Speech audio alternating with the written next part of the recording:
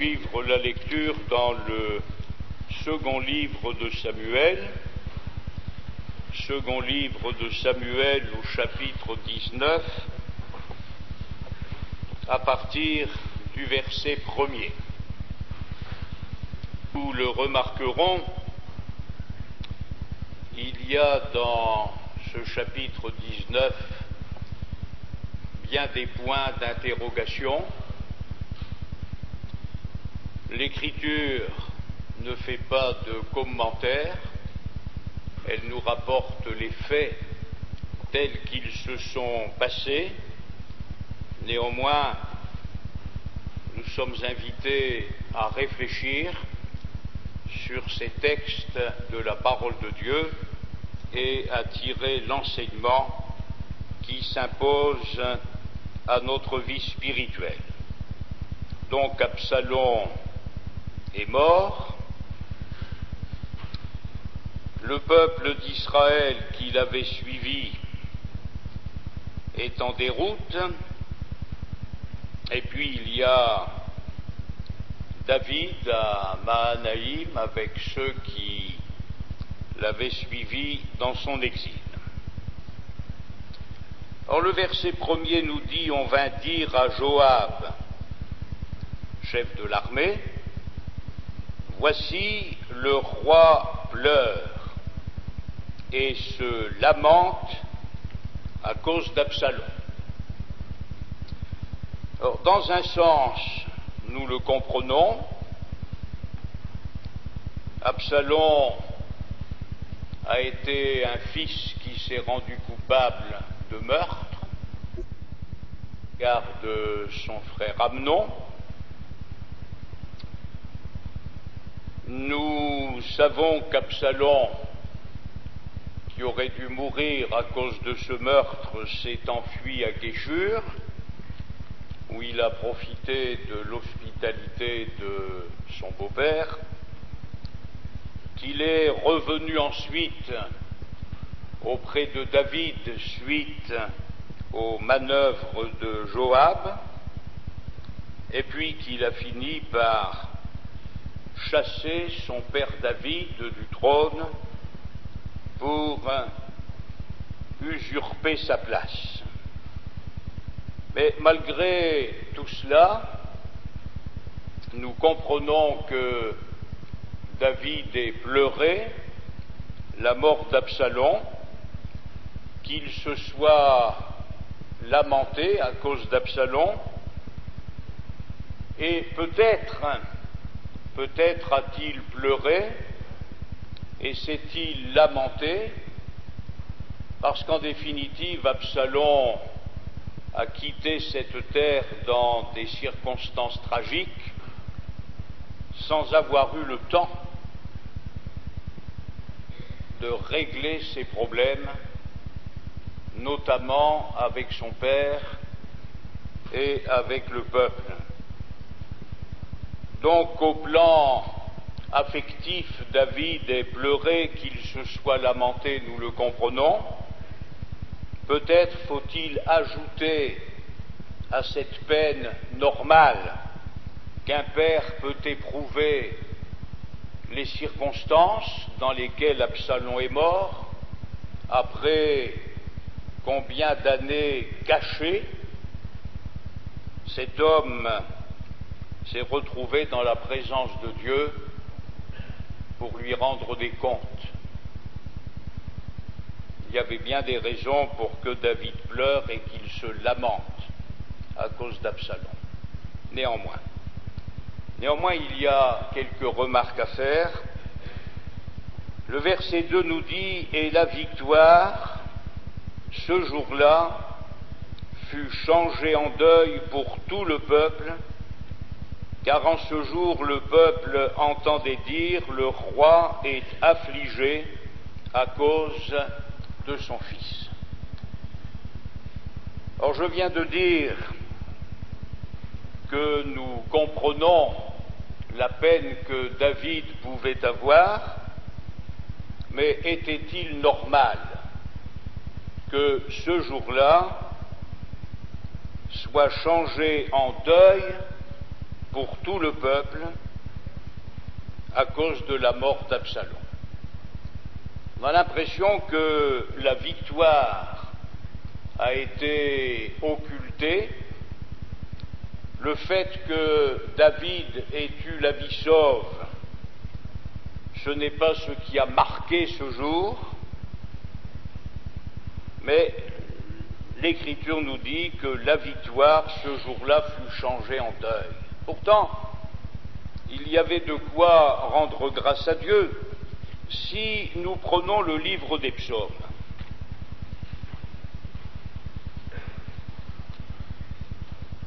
Livre des psaumes,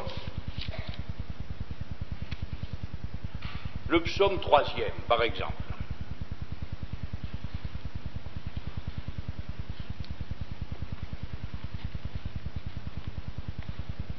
Le psaume 3e,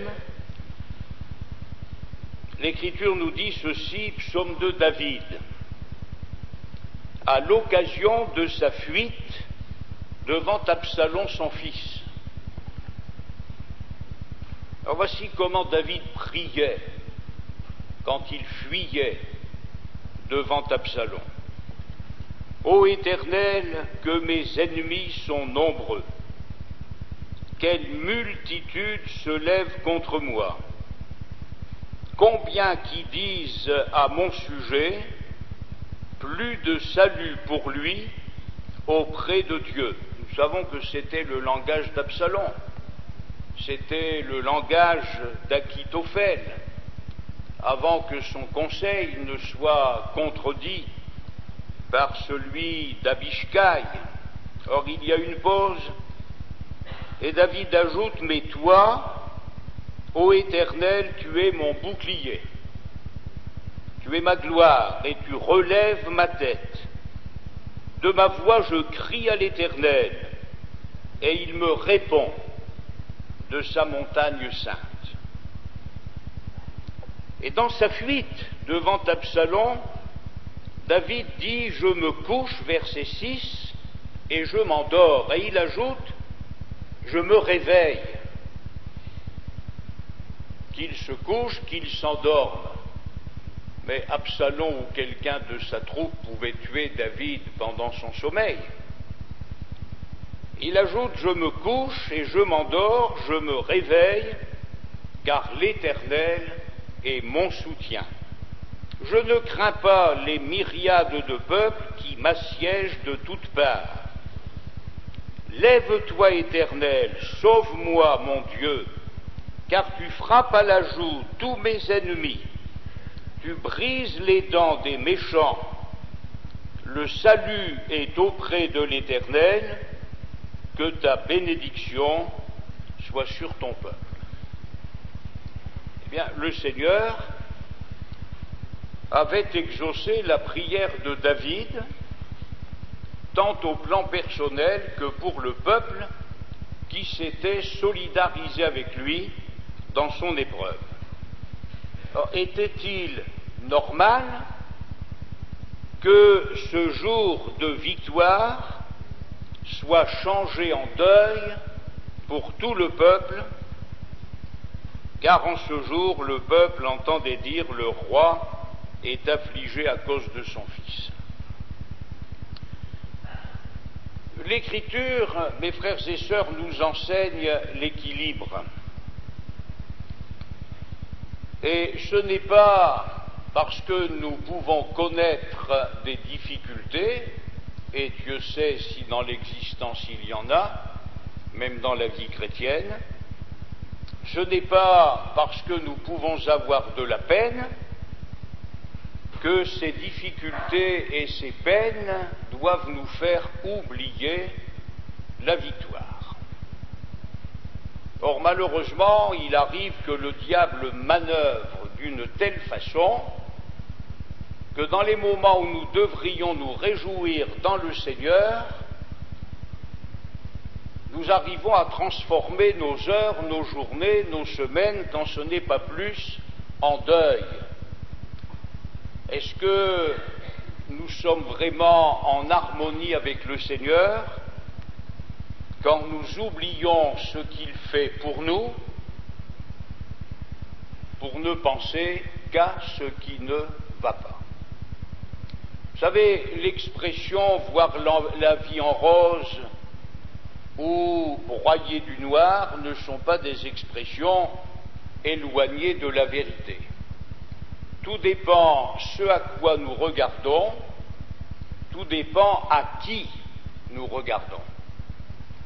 Le prophète Ésaïe dit de la part de Dieu « Tournez-vous vers moi, vous tous qui êtes aux extrémités de la terre, et vous serez sauvés. » Alors qu'il y ait une peine normale, un chagrin légitime, certes, mais pas au point de changer la victoire en deuil à cause de nos peines ou de nos difficultés.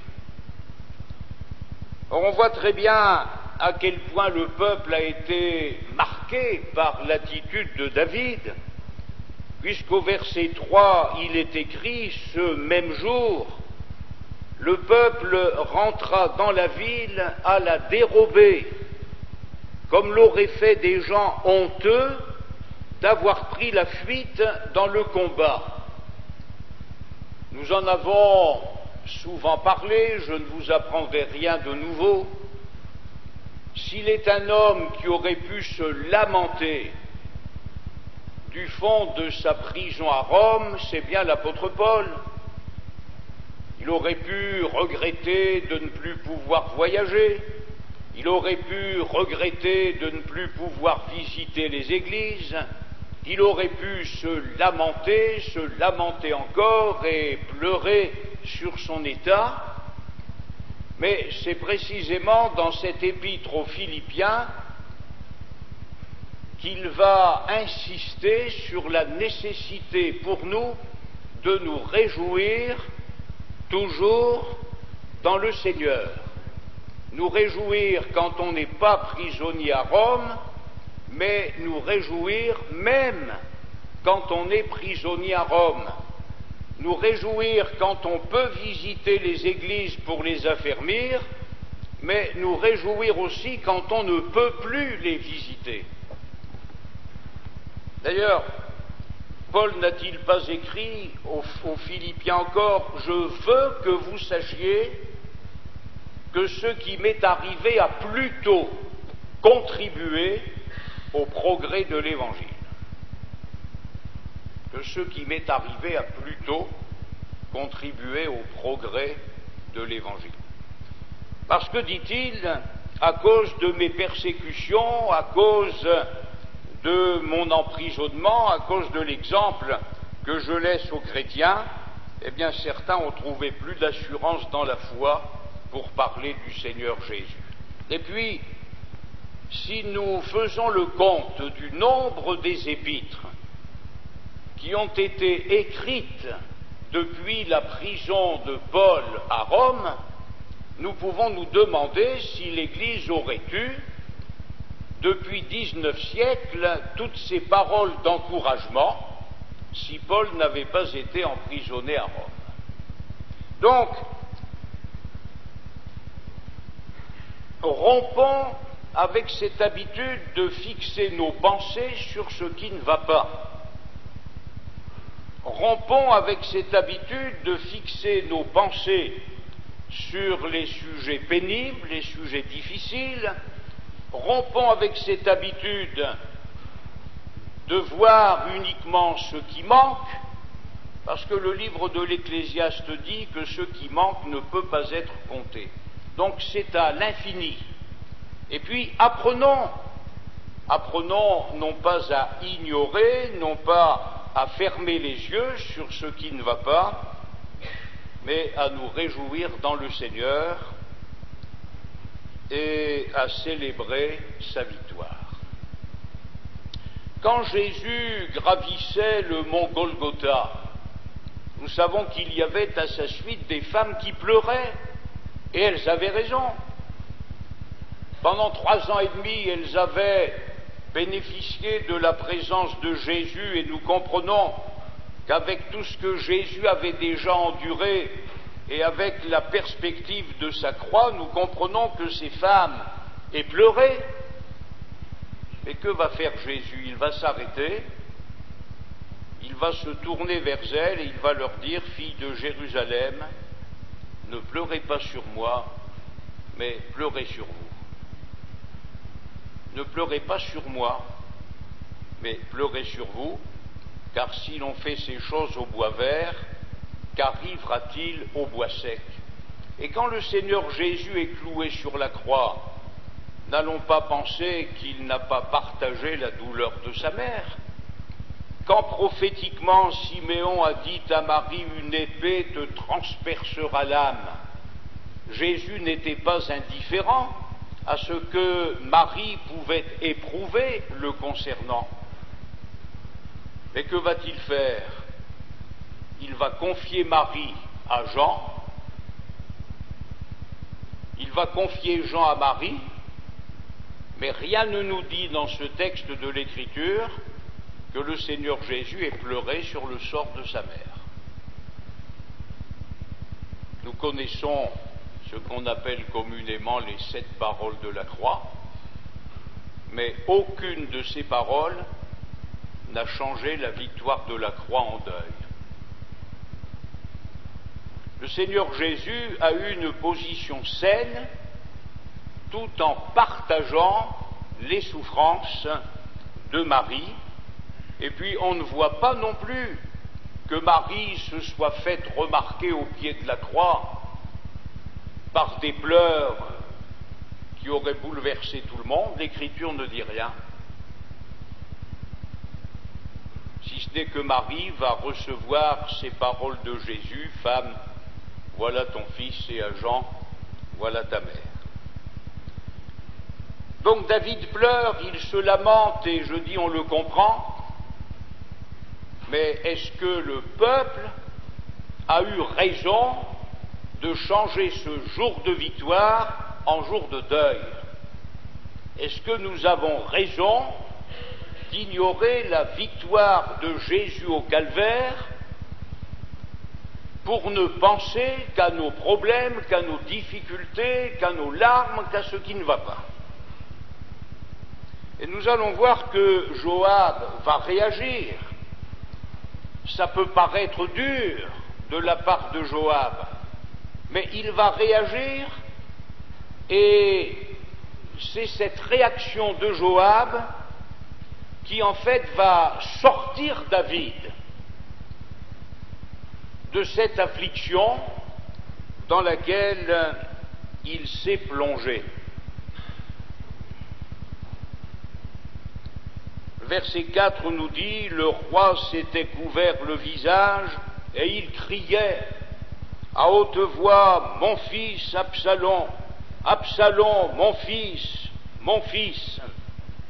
Alors Joab entra dans la chambre où était le roi et dit: tu couvres aujourd'hui de confusion la face de tous tes serviteurs qui ont aujourd'hui sauvé ta vie, celle de tes fils et de tes filles, celle de tes femmes et de tes concubines.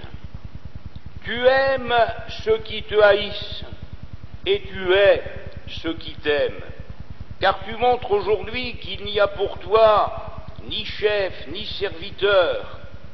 Et je vois maintenant que si Absalom vivait et que nous soyons tous morts en ce jour, cela serait agréable à tes yeux. Lève-toi donc, sors et parle au cœur de tes serviteurs, car je jure par l'Éternel que si tu ne sors pas, il ne restera pas un homme avec toi cette nuit, et ce sera pour toi pire que tous les malheurs qui te sont arrivés depuis ta jeunesse jusqu'à présent. Apparemment, les paroles de Joab paraissent très dures, mais ce sont elles qui vont sauver David. Ce sont elles qui vont apporter un changement dans la vie de David, et ce sont ces paroles qui vont amener un changement chez le peuple. Parce que David, changeant d'attitude, le peuple va changer. Et la victoire qui a été remportée pourra être célébrée à juste titre. En 1972, j'ai connu des mois de dépression. Mais ces mois de dépression ont été l'aboutissement de tout le temps où j'ai passé mon temps à faire des soustractions et à penser et à regarder à ce qui n'allait pas. Et à force de penser à ce qui ne va pas, à force de regarder à ce qui ne va pas, eh bien ce qui est négatif finit par prendre le dessus, et quand on s'en rend compte, on a du mal à s'en sortir. Jérémie le dit dans son livre de Lamentations, il dit « Quand je pense à ma misère, ce n'était pas une misère illusoire, quand je pense à ma misère, à l'absinthe et au poison, quand mon âme s'en souvient, dit-il, elle est abattue au-dedans de moi. » Mais c'est normal. Si nous pensons à notre misère, si nous pensons à l'absinthe, à ce qui est amer, si nous pensons à ce qui nous empoisonne la vie, toutes ces pensées engendreront l'abattement. Mais à un moment donné, Jérémie change de position. Il dit, voilà ce que je veux repasser dans mon cœur, c'est que les bontés de l'Éternel ne sont pas épuisées, ses compassions ne sont pas à leur terme, mais elles se renouvellent chaque matin. Voilà. Alors c'est un choix que nous avons à faire si nous ne voulons pas que la victoire de Jésus-Christ se change en deuil. Pendant cette année 1972, j'ai eu un Joab sous mon toit, ma femme, qui ne m'a jamais ménagé. Je vous avoue qu'à l'époque, je la trouvais un peu dure, mais je dois dire aujourd'hui qu'après la grâce et avec la grâce du Seigneur, c'est grâce à elle que je me suis sorti d'affaire. Mais je vous promets qu'elle m'a secoué, et j'en avais besoin. Or, nous n'aimons pas, quand nous sommes dans des périodes dépressives, nous n'aimons pas que les gens nous contrarient. Nous n'aimons pas qu'ils disent le contraire de ce que nous pensons, de ce que nous vivons. Mais c'est ce dont nous avons besoin. Parce que si nous trouvons des gens qui nous aident à changer la victoire en deuil, eh bien, ils vont nous enfoncer et puis ils s'enfonceront avec nous. Alors, Joab était ce qu'il était, mais enfin, c'est quand même à lui que nous devons le changement qui va s'opérer dans la vie de David. Au verset 8, alors le roi se leva et il s'assit à la porte. Alors, voyez-vous, mes frères et sœurs, la dépression, ou on la domine, ou on la laisse nous dominer. La preuve que David pouvait se lever, c'est qu'il s'est levé. La preuve qu'il pouvait sortir de sa chambre, c'est qu'il est allé s'asseoir à la porte. La preuve qu'il pouvait retirer ce voile de deuil de son visage, c'est qu'il l'a fait. Donc il y a chez l'être humain, avec la grâce de Dieu, la capacité de triompher du mal. Si la Bible nous dit « ne te laisse pas vaincre par le mal », mais surmonte le mal par le bien, c'est que nous pouvons le faire. Jamais Dieu ne nous demandera des choses que nous ne pouvons pas faire.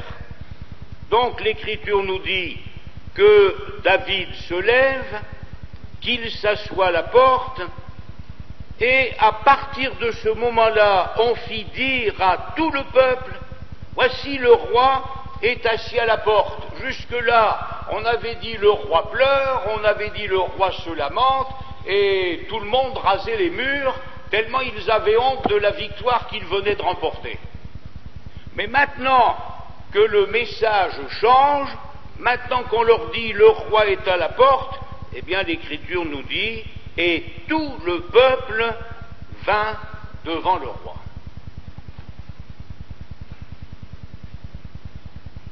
Quand nous changeons, comme ce fut le cas pour David, non seulement ce changement nous est bénéfique, mais il est bénéfique aux autres. Le peuple a pris conscience de la victoire qui venait d'être remportée, et le peuple a cessé de changer la victoire en deuil. Cependant, Israël, ceux qui avaient suivi Absalom, s'étaient enfuis, chacun dans sa tente, et ça encore on le comprend. Et dans toutes les tribus d'Israël, verset 9, tout le peuple était en contestation. Il ne faut pas grand-chose pour changer les gens. Il ne faut pas grand-chose. Peu de temps auparavant, c'était la débâcle, c'était l'anéantissement, c'était la honte, et il a suffi que David change d'attitude, il a suffi qu'il change de langage pour que tout le peuple dise « le roi », et il parlait de David, « le roi nous a délivrés de la main de nos ennemis, c'est lui qui nous a sauvés de la main des Philistins, et maintenant il a dû fuir du pays devant Absalom. Or Absalom, que nous avions oint pour qu'il règne sur nous, est mort dans la bataille, pourquoi ne parlez-vous pas de faire revenir le roi ?» Voilà.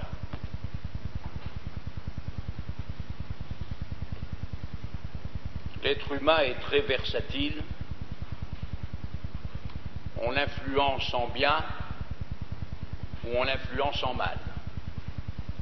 Pendant un temps, le peuple a été influencé en mal. Maintenant, il est influencé en bien. De son côté, verset 11, le roi David envoie à dire aux sacrificateurs Sadoc et Abiatar, « Parlez aux anciens de Juda et dites-leur, pourquoi seriez-vous les derniers à ramener le roi dans sa maison ? Car ceux qui se disaient dans tout Israël étaient parvenus jusqu'au roi.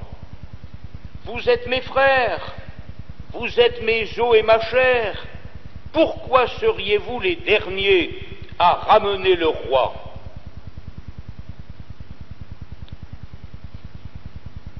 Nous voyons quel changement il y a chez David. Ce changement va influencer Israël, ceux qui avaient suivi Absalom.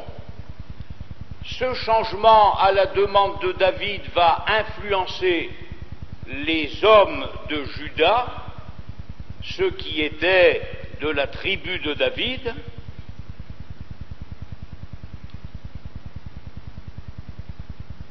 Et puis, là on retrouve quelque chose d'étrange.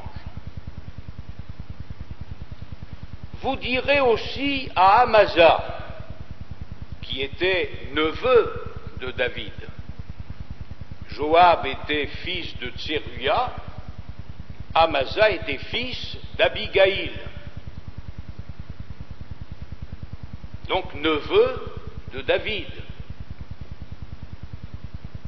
fils de sa sœur. Vous direz aussi à Amasa, n'es-tu pas mon os et ma chair ? Que Dieu me traite dans toute sa rigueur, si tu ne deviens pas devant moi pour toujours chef de l'armée à la place de Joab.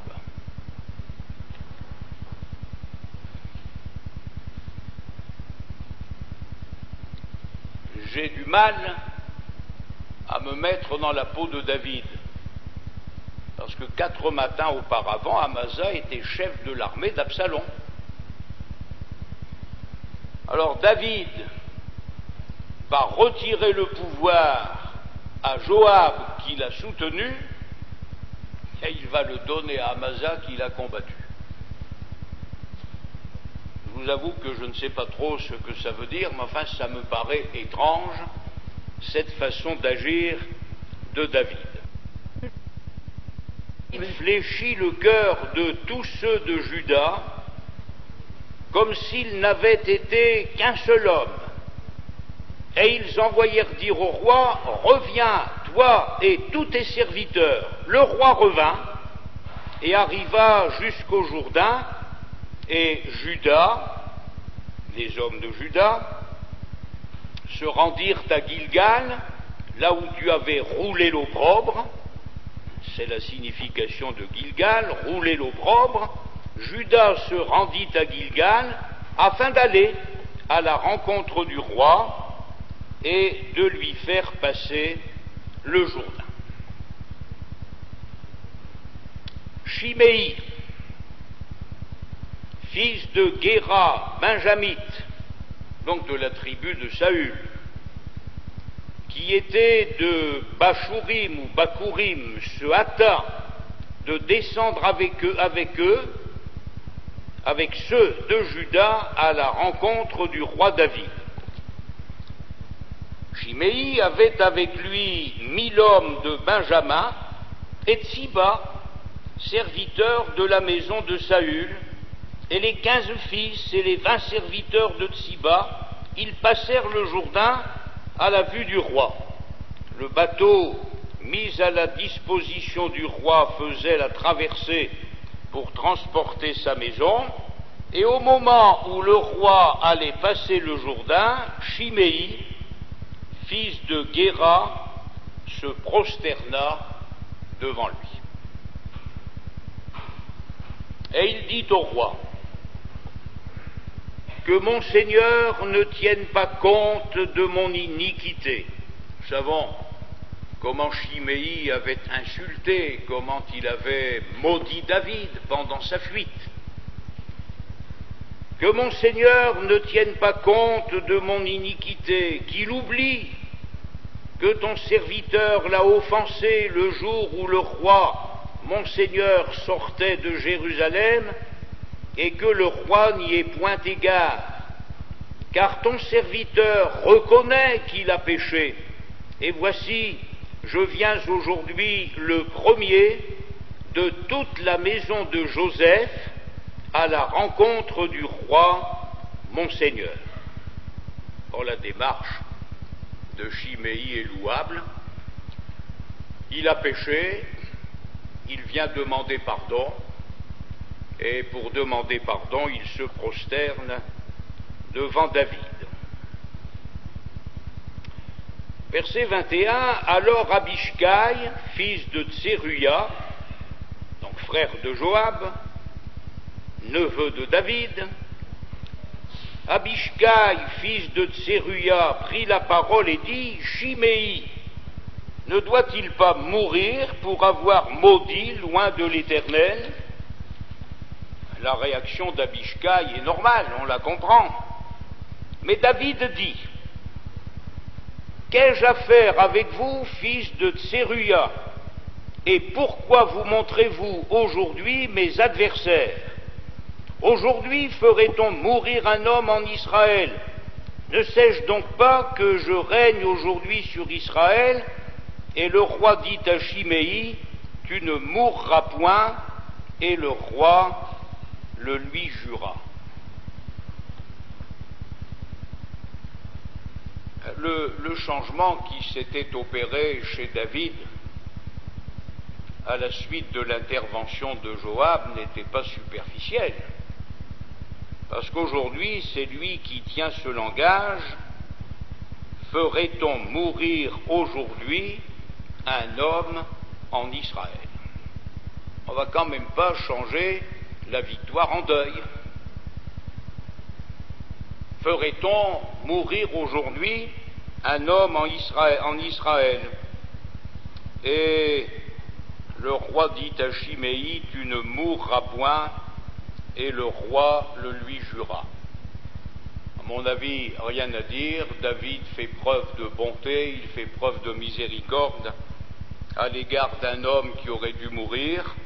Il a une réaction spirituelle, mais on voit plus loin que Chiméi, c'était un incurable. Et ce que David n'a pas fait, il a fallu que Salomon le fasse. Méphibosheth, verset 24. Fils de Saül, descendit aussi à la rencontre du roi. Il n'avait point soigné ses pieds, ni fait sa barbe, ni lavé ses vêtements, depuis le jour où le roi s'en était allé, jusqu'à celui où il revenait en paix. Lorsqu'il se rendit au-devant du roi à Jérusalem, le roi lui dit, « Pourquoi n'es-tu pas venu avec moi, Méphibosheth ?» Et il répondit, « Ô roi, mon seigneur, mon serviteur m'a trompé. Car ton serviteur, lui, Méphibosheth, qui est boiteux, avait dit, je ferai sceller mon âne, je le monterai et j'irai avec le roi. Et il a calomnié ton serviteur auprès de mon seigneur le roi, mais mon seigneur le roi est comme un ange de Dieu, fais ce qui te semblera bon. » L'attitude de Méphibosheth est louable, parce qu'elle apparaît comme étant désintéressée. Il vient s'expliquer avec David, il vient lui dire pourquoi il ne l'a pas suivi dans sa fuite, mais il ne va pas prendre prétexte de cette démarche pour retrouver ses avantages. Il dit à David, fais ce qui te semblera bon. Car tous ceux de la maison de mon père n'ont été que des gens dignes de mort devant le roi mon seigneur, et cependant tu as mis ton serviteur au nombre de ceux qui mangent à ta table. Quel droit puis-je encore avoir, et qu'ai-je à demander au roi? Or là encore,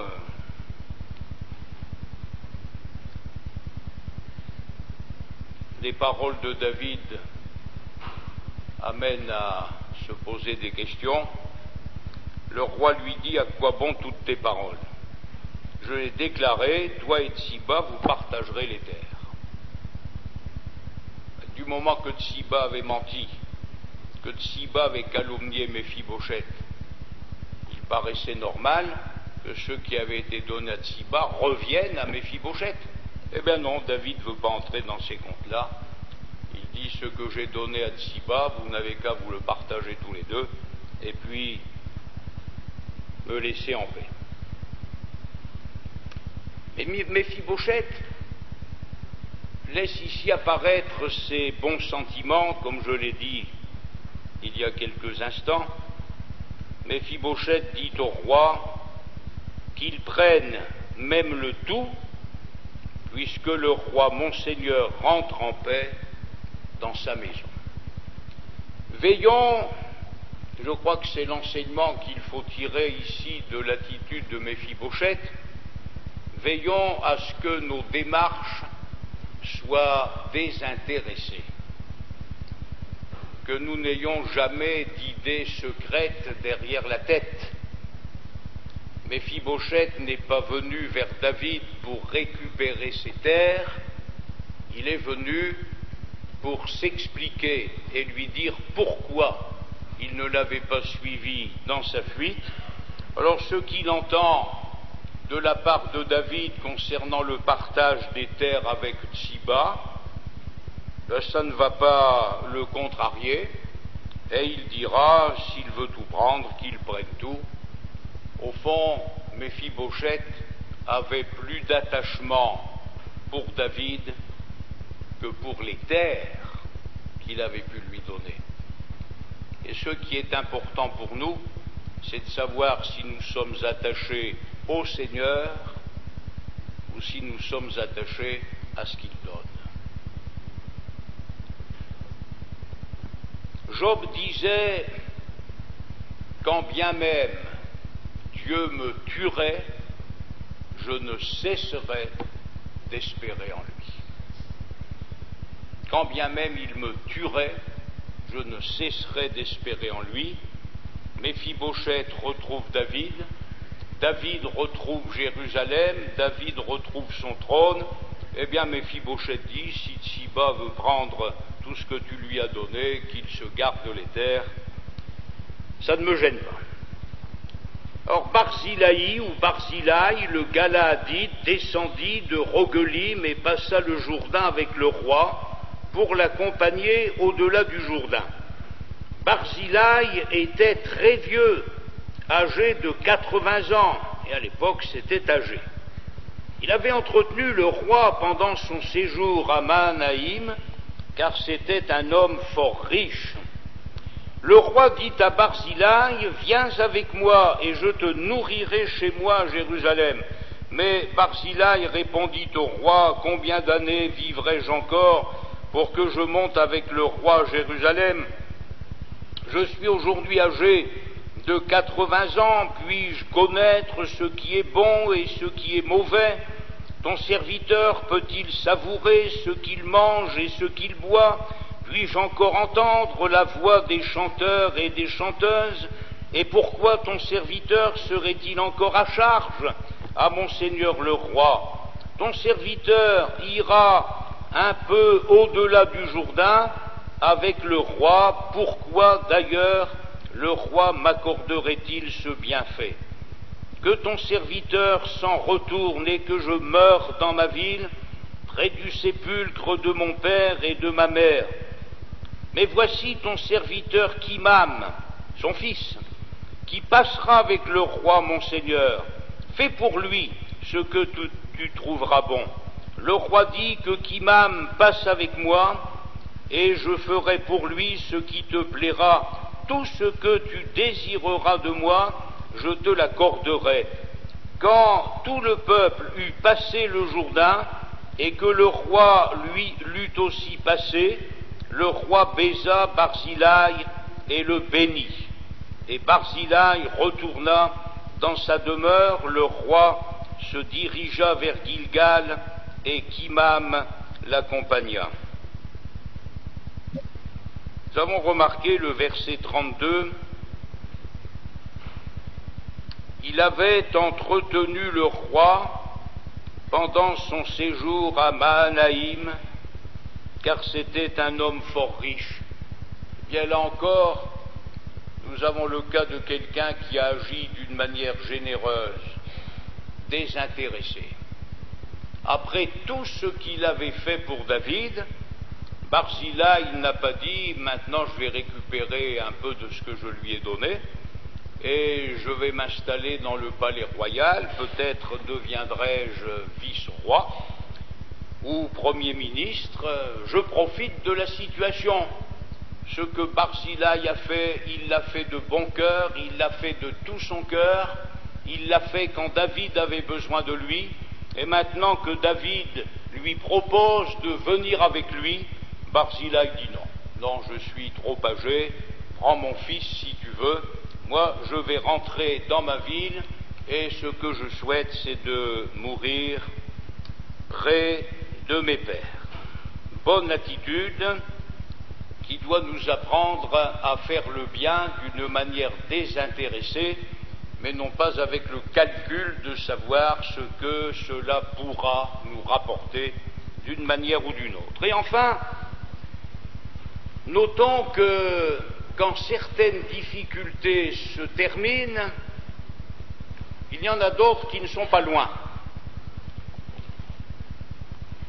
Tout le peuple de Juda, deuxième partie du verset 40, et la moitié du peuple d'Israël avait fait passer le Jourdain au roi. Mais voici, tous les hommes d'Israël abordèrent le roi et lui dirent, mais pourquoi nos frères, les hommes de Juda, t'ont-ils enlevé et t'ont-ils fait passer le Jourdain Et ont-ils fait passer le Jourdain au roi, à sa maison, et à tous les gens de David? Tous les hommes de Juda répondirent aux hommes d'Israël, c'est que le roi nous tient de plus près, et qu'y a-t-il là pour vous irriter? Avons-nous vécu aux dépens du roi? Nous a-t-il fait des présents? Et les hommes d'Israël répondirent aux hommes de Juda, le roi nous appartient 10 fois autant, et David même plus qu'à vous. Pourquoi nous avez-vous méprisés? N'avons-nous pas été les premiers à proposer de faire revenir notre roi? Et les hommes de Juda parlèrent avec plus de violence que les hommes d'Israël. On en a fini avec Absalom, il est mort. Eh bien maintenant, c'est le peuple qui va se disputer. Les gens d'Israël vont se disputer avec les gens de Juda, ceux de Juda vont se disputer avec les gens d'Israël par rapport à David. Pourquoi nous avez-vous devancé? Le roi nous appartient 10 fois autant qu'à vous, etc., etc. C'est pénible ces querelles entre frères.